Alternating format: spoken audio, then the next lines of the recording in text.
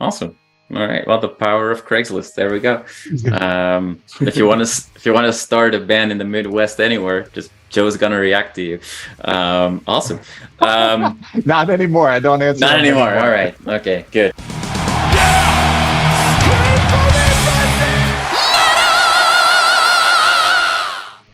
Hey everyone, welcome to the channel. My name is Belgian Jasper. If this is your first time in the channel, hit subscribe right now.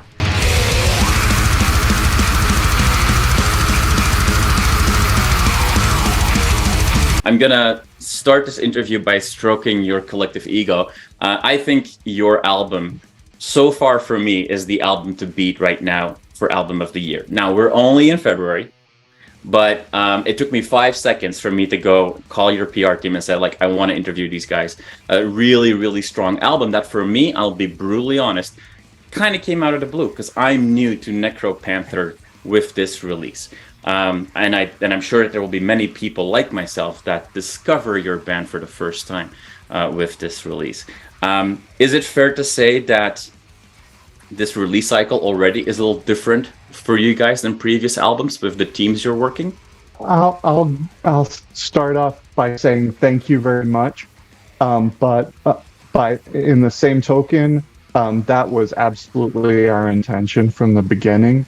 I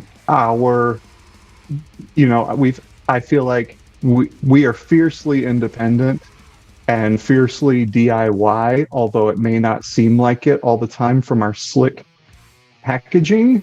Looking at what we've done with the 3 previous records and Eyes of Blue Light and Doom City in particular, we really wanted to go above and beyond anything that we had done before.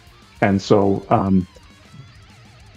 while not necessarily targeting those accolades in particular, the artistic achievement that we wanted to make was really to be something not in the middle of what metal fans enjoy, but also of an extremely high quality, better than what we've done before. I think this one is a bit new in our release cycle as far as how we approached it and as far as how we wrote it, collaborated on it, and the amount of attention to detail that went into it. I also think it's really cool to me and a byproduct of our original intention to have people be introduced to our band through this album and hope this would reach, a larger audience and bring more people into what we do. One difference between this album and the previous albums is that we, in the beginning, decided that we wouldn't rush ourselves. We wanted to take our time and make sure that everything was exactly how we wanted it to be.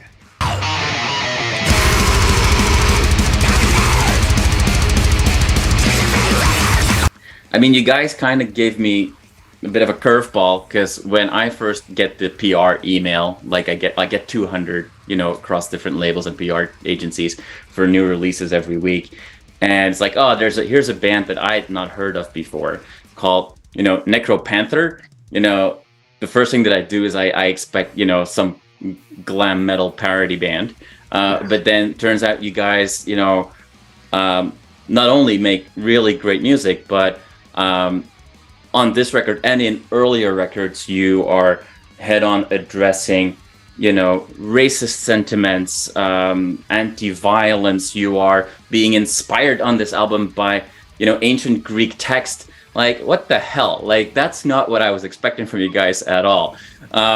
So let's go into this because there is a concept to this story, and we see already behind Haakon a fragment of the artwork which kind of captures everything, because I do see I think I see an ancient Greek shield with 2 baseball bats in front of it, which might be a good segue. Paul, you're nodding your head. Haakon, share a little bit more about this concept that I want to delve a little deeper into with you guys. So usually what we do with the concepts is we'll have sort of like a democratic vote. We'll have a few ideas of storylines that we would like to kind of follow or interpret our own way and kind of pick the things that are interesting for us and kind of highlight those. So we start with a voting system, and this time we decided that the Warriors was going to be the one. It had the most votes. when we started delving a little bit more into the history of it, Joe already knew this, I'm sure, but we realized that the actual story is based off of a Greek story called the Anabasis. Mm-hmm. So we delved into that and we learned about that, and we thought that bringing both of those two worlds together would be really cool in the modern time.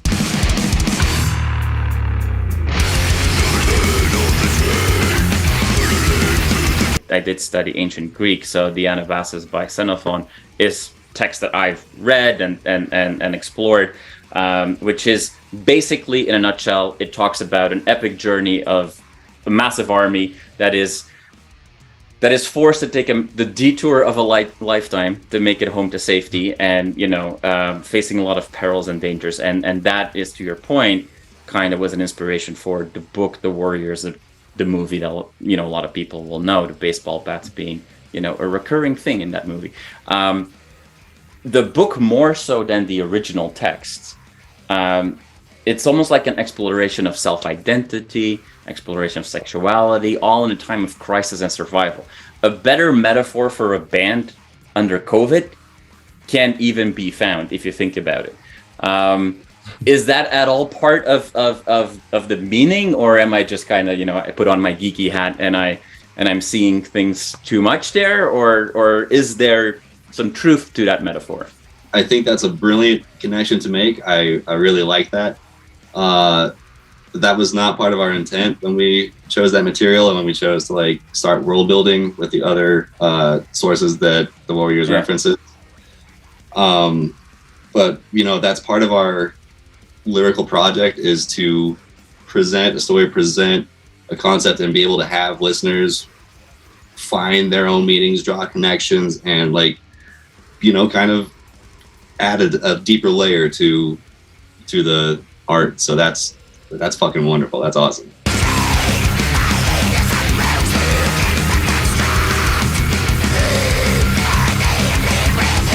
I've had artists tell me I cannot play the ending song of a concept album before the start of that album in a live set, because it just feels weird. How is that for you guys? I mean, because this story is both a very metaphorical story, but it's also like the Warriors. It's a road movie, really. For us, I don't think that's an issue. I mean, at our live shows, we're playing material covering Dune, covering Terminator, and covering the Warriors. So I mean, it's all an amalgamation of everything, so there's a particular order to it. When we first started playing out our first album, all the tunes were in the same concept. After the second album came out, we had more songs to play live with two concepts.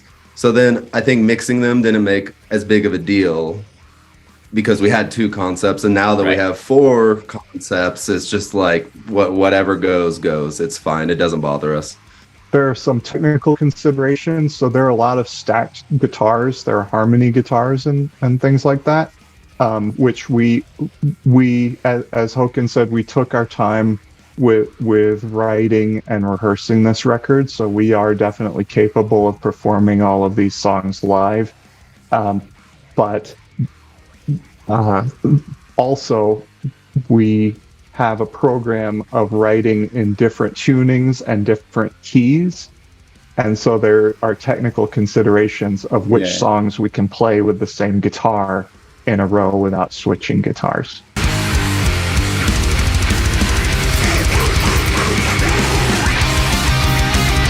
Kind of just told some of my friends, hey, there's an album coming out, you're gonna love it.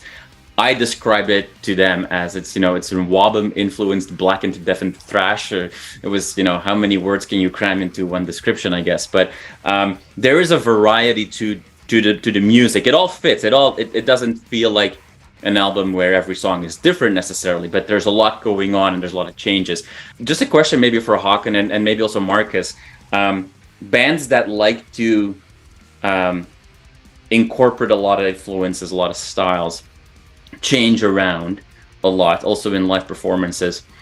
Although singers and guitar players often get all the the spotlight, having a rhythm section that can seamlessly do that and jump from one style to another is not an easy feat necessarily. So do you guys have to put some ground rules down when you guys start creating, like, hey, this has to work for us? Help me understand a little bit what it's like being the rhythm section in a crazy band like Necropanther. No ground rules. One thing that's really cool is that all of us write music, and that enables the band to have a wide range of different styles in our discography. I think that's kind of what makes us interesting, because I feel like I bring some ideas that no one else would, and Paul, Joe, Marcus do the same. And I think it's the lack of ground rules that enable us to get that sound that you're talking about. Right.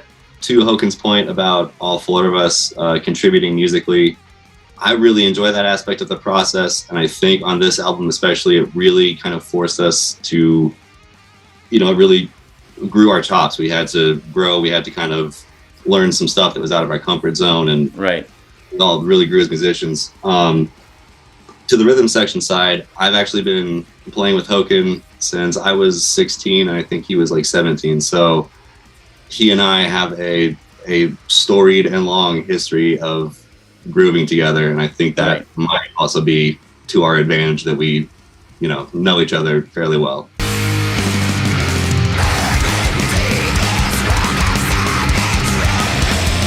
I know you guys do some crazy stuff as well. Like, it seems like Mr. Big inspired you a little bit, because they played with power drills, and you've gone that way a little bit.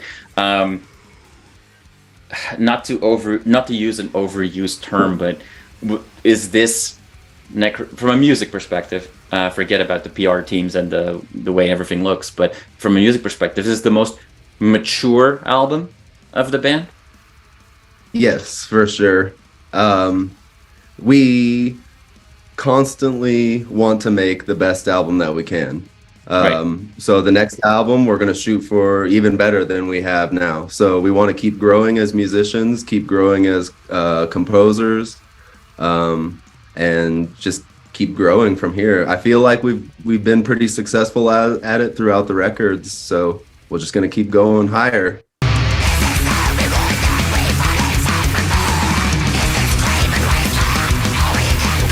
Now, before we talk about what's coming at us and your plans, just real quick to double check here something, going back to the past. Is it true that the band was basically formed after strangers met on Craigslist?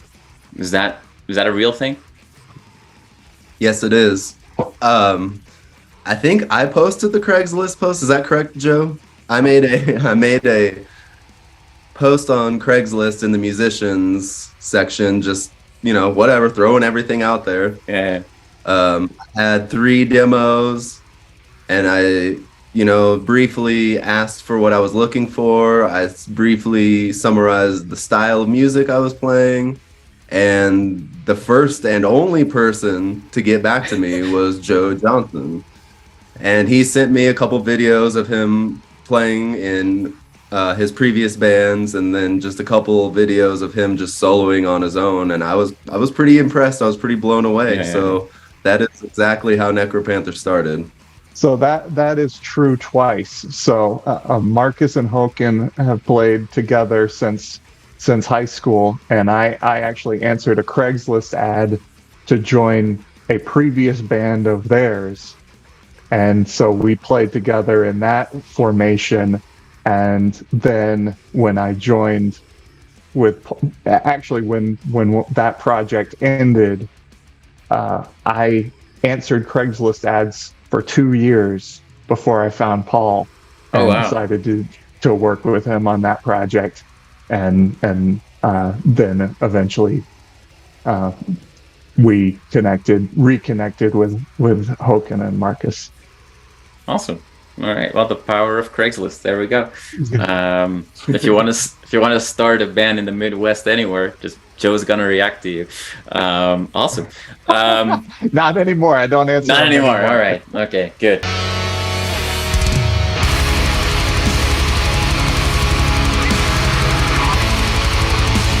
Okay, so let's look ahead. What we can expect. So there's some exciting stuff coming for the release of this album. So share with us a little bit what those plans are, and then I'm gonna obviously already keep my fingers crossed that we'll see lots of announcements of more shows and maybe even across the border here in Canada. In addition to the album dropping, which I mean, I think we're all excited about. I'm personally just dying to get this thing out into the world.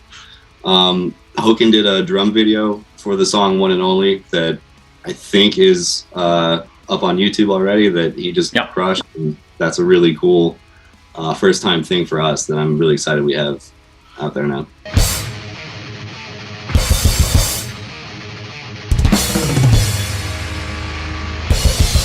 Your album truly is a refreshing album that at this point, for me, hands down, album of the year.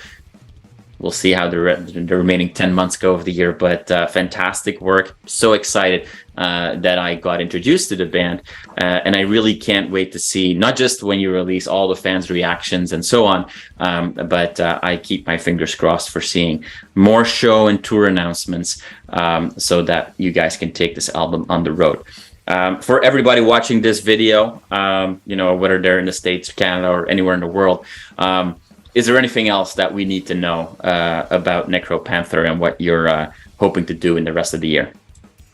Well, just to reiterate, thank you so much for the praise. You know, we hugely appreciate it. We're damn proud of this album, and we likewise want to take it as far and wide as we can and play to as many people as we can. Just kind of keep growing, you know, our community and just bringing, you know, cool people together. Like, that's kind of our dream. You know, at the end of the day for us, like, the band that has the most fun wins. And I think that's what we're going to try and keep going here. So thanks for having us on, and thanks for keeping it fun. Well, thank you so much, guys. Really appreciate it. Hope you have a wonderful rest of the day, and all the best with the release of this album. Thank you. Thank you. Thank you, Jasper.